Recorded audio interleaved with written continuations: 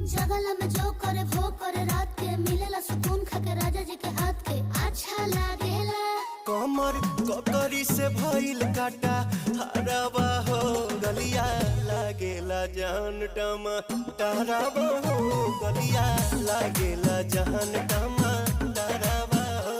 कहे तोर गया तुझको मैं पार करना अपने खाला पहले हम के खिया करना तबे भइल बा कमरिया मोर चाह करना तबे भइल बा कमरिया मोर चाह करना चाह करना।